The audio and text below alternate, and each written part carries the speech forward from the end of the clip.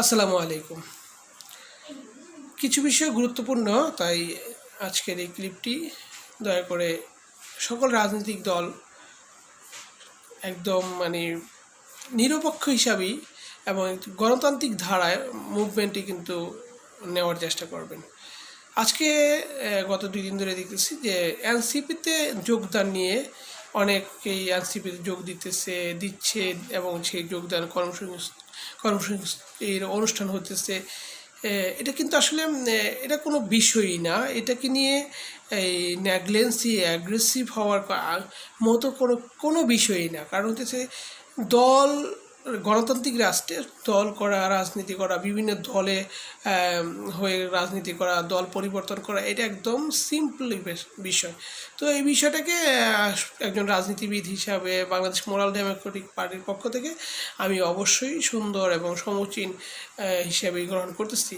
তো তারপরেও দেখতেছি যে এইটা নিয়েও অনেক নানা কুরুচিপূর্ণ মুভমেন্ট হচ্ছে, যা বা এই সামাজিক যোগাযোগ মাধ্যমে এক ধরনের দলকানা বলে যাদেরকে আমরা চিনি, তারা বিভিন্ন ধরনের মুভমেন্ট বা বিভিন্ন ধরনের কটূক্তি করতেছে, যা আসলে অ্যাগ্রেসিভ হয়ে যেতেছে এবং এমনও কিছু বিষয় নিয়ে আসতেছে যেখানে মনে হচ্ছে যে কেউ যদি একটি দল থেকে, বিশেষ করে বর্তমান সরকারই থাকা অবস্থায়, ক্ষমতায় থাকা অবস্থায় বিএনপির দল থেকে কেউ যদি দেখা গেল অন্য দলে গেছে বা অন্য কোনো ব্যক্তি যে দল করে না সেও বিএনপির পরিপন্থী বা এগেনস্টে কোনো দল গেছে, তাহলে সেটা কিন্তু নেগেটিভ চোখে দেখা হচ্ছে এবং অনেক নেগেটিভ অ্যাক্টিভিটি এবং নেগেটিভ থিওরি অ্যাপ্লাই করা হইতেছে, যা হচ্ছে গণতান্ত্রিকভাবে এটা আসলে একটি অশনি সংকেত বলা যায়।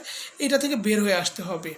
বিএনপি থেকে যাবে, জামাতে যাবে, এনসিপি যাবে, আবার এনসিপি থেকে জামাতে আসবে, আবার জামাত থেকে বিএনপিতে আসবে, এটা সবার অধিকার আছে। এখানে কিন্তু আসলে কেউ কাউকে হস্তক্ষেপ করতে পারে না।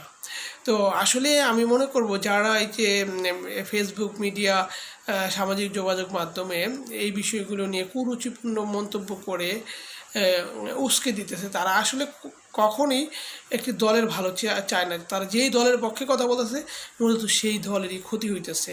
সুতরাং বুঝতে হবে যে তারা আসলে দলের ভালো চাচ্ছে কিনা, তারা দলের খারাপ চাচ্ছে। সো এগুলো থেকে বের হয়ে আসতে হবে। আগামী বাংলাদেশটা সুন্দর করতে হবে। বর্তমানে বাংলাদেশে যে অরাজকতা চলতেছে, গুপ্ত নিয়ে খাম্বা, তারপর জঙ্গি, রাজাকার, এগুলোর খবর দিতে হবে। এই ধরনের কিছু চলবে না। সুস্থ ধারা রাজনীতি চাই, বাংলাদেশ নতুন বাংলাদেশ দেখতে চাই। আসসালামু আলাইকুম।